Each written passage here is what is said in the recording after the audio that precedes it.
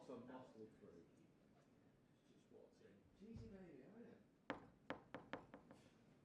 Fucking Motley Crew. Hey, it's a crocodile crab plus me. Yeah. To be fair, you do ask some good questions. Ah, cheesy cake, we keep speaking, we do later. Just being kind to you. True. No, it's true, you do. You get back to the... To the nub of that. Yeah. Ah. Yeah. Some interesting answers from him.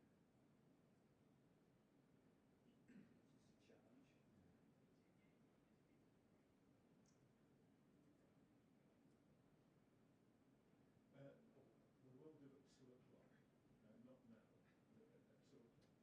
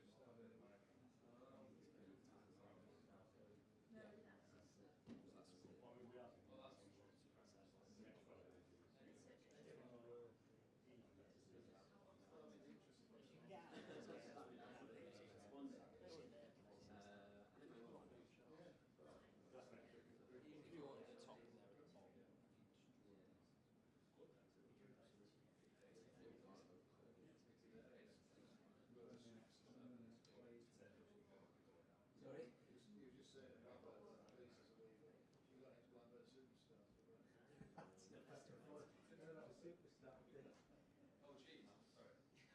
I think I've got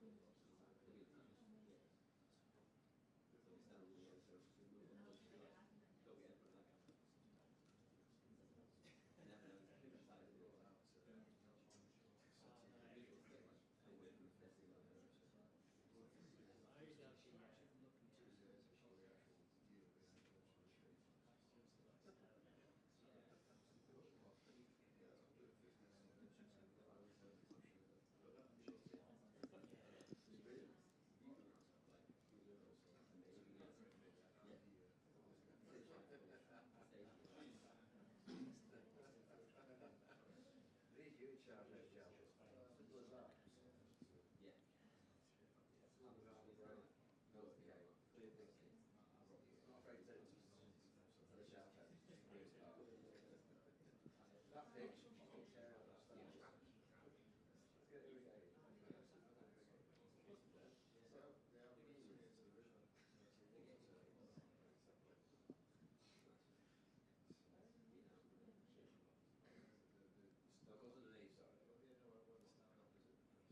Yeah.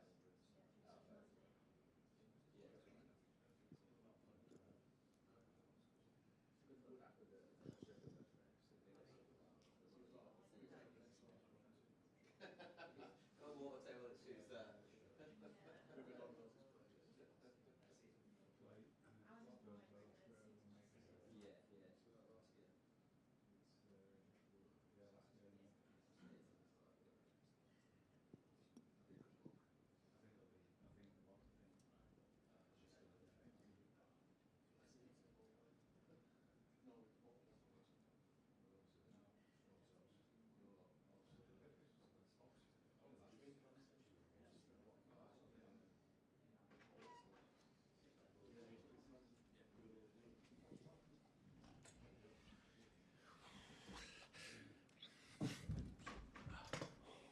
Good afternoon, everyone. Hope you're well.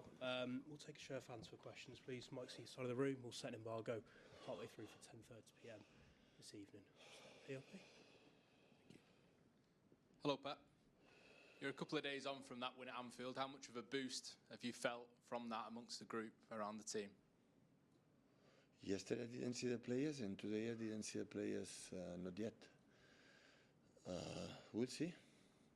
Still the distance is not huge, but considering how Arsenal is doing, so 6 points is a lot. So yeah, next game against a team like every year is better and better, and we'll see. The gap is smaller than it could have been, like you suggested, and if you were to win against Fulham, it would be just 3 points for at least 24 hours, compared to it being 9 points at the weekend. Psychologically, how much of a difference does it make at this stage? I understand your question.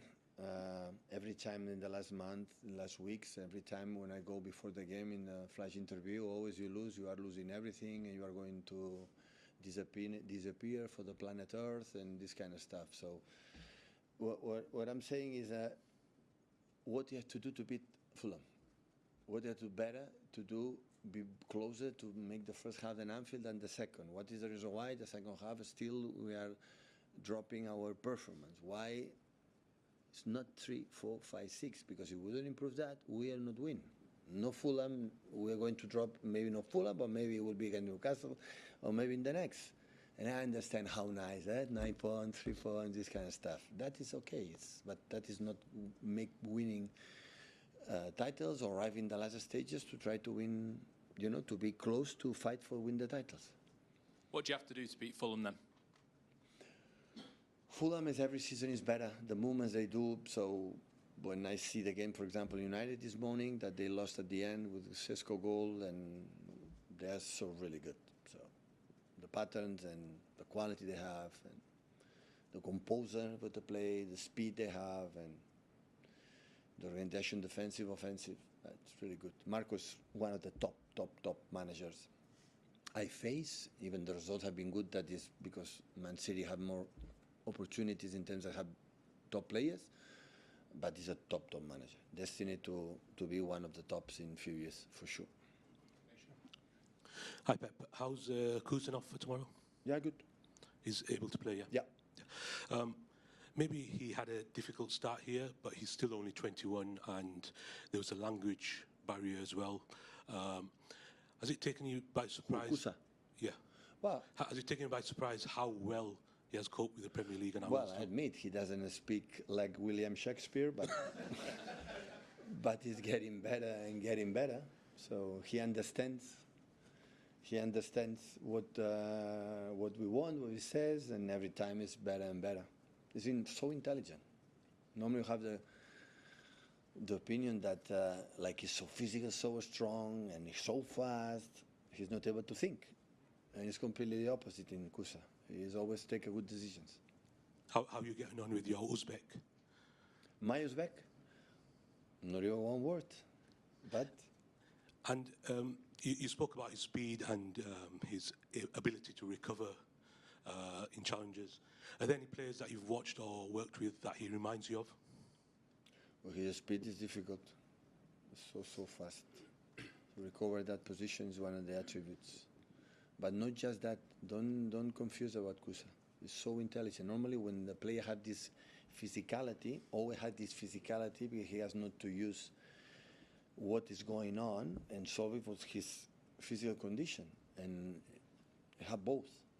That's why, and the ball is getting better, so that's why always encourage me to improve. And I think he can improve at that age and always is open-minded. I said, yeah, recently. Man City have a player, a central defender for many years. Yeah, hi, Pep. So Oscar Bob could be in the Fulham side tomorrow. How good a player have Fulham signed there, and why do you think it didn't work out for him here? Oscar will have any doubts about his potential. Depends on him, what he want to become. When he become a top-class player, he will be a top-class player. Have all the attributes. All. Okay, and can I just check on the injured players? Are any likely to? I didn't train with them. Stones, Doku, I trained this afternoon, Savino? but John is back. He's fit, I would say, and yeah, everybody's okay. Hi, Pep. I know obviously for you it's about the next game, but I just wondered, when you think back to previous title races, how much were you affected by the pressure that a team was putting on you? Because I think to those particularly close ones with Liverpool, where it was neck and neck for so many weeks and weeks, and we asked you endlessly about the gap being 3-6, 3-6. How much did it make a difference to you? When 65 or 70% is new players, we don't have that we had in the past right now. Before, after second season or third season, we have done it. Okay, we are able to do okay. We prove it that, but now we had to prove it. Now I don't know. I don't know if we are able to win 3, 4, 5, 6 games in a row. I don't know. But do you get the sense, though, that the group is still growing? I know we've spoken a lot about that room for growth this season.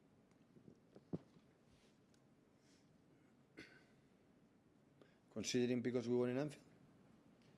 Not just that, the fact that over the last few weeks you have actually closed the gap to Arsenal in terms of the best teams. We drawn the Spurs, and I know the comments after that second half in the Spurs. It's not 2 months ago, it was days ago. They have done very good things. I had the feeling for many, many months, but not consistent enough to the, okay, we control many aspects to win the games more or less. So football at the end, we won, we equalized the game with a deflection cross from Ryan Cherky, touch the ball with McAllister and go to the head to Erling, and after that intelligent movement from there for the deflection. And we saved an incredible save from Gigio for the deflection. That is football. And that intervened. But when we are a champion team, is even in that deflections, you control the other aspects that don't make the deflection the key point to win the games. And still we are in this phase. I think I was so clear, right? Yeah, and the other thing that has to go for you, obviously, is you have to have key players stepping up in those moments. And you mentioned two there. I mean, Haaland obviously converting the penalty under huge pressure. And I love that. Gigi making that incredible save, which we saw you like to emulate on the sideline. Yeah, as well. like James Trafford have done in Newcastle with 1-0 up, I think so, 0-1. Make an incredible save in Newcastle to be in the reach the final for a Carabao Cup. That means team. Everyone make his own contribution and helps. And of course, what happened, I know exactly the reason why we drop in the second half. I know it. I know exactly. And we are working on it. Hopefully, we can be better. Because if we don't do it, Fulham was 2-0 down in Old Trafford. It was 2-2 in 92. And have a chances to make the third. So it happened in Fulham, right? So when 5-1, 5-4, because never stop playing, never stop doing, never stop. If we behave in the second half like it happened, it will be so difficult. That is what I'm concerned. Of course, we won the 3 points, and after that we have Saturday, long weeks Newcastle, long week against Leeds, that we need desperately, after this incredible run of games from 3-4 months with a few players and the other one. But it will happen if we do what you have to do. So I want to deserve, I want to deserve the 3 points. I want to deserve play the way we had to play to stay there, and that is my feeling. Hi Pep, you've watched a lot of football. Where does that save rank from Gigi on Sunday? We saw your reaction on the touchline. Just how special a moment was that? Because it kind of got overshadowed by what happened after that with the disallowed goal. Well, in live I saw there was a deflection. I said goal. My first speech, goal. And after, sometimes when you are lucky, the mom and dad make you so big and so huge, you can make that save. I think you can make that save because it's so big. And otherwise, or you have an incredible pace, in the energy in your jumping. Yeah, really good. It was obviously a crazy ending on Sunday, but it was a mad game at Craven Cottage when you played Fulham earlier this season. What lessons can you learn from that game going into tomorrow night? The same happened on Wolves in the first Premier League game in the season. Like we were 0-3, I think so, 0-2, 0-3, and the second half was not good. So the same.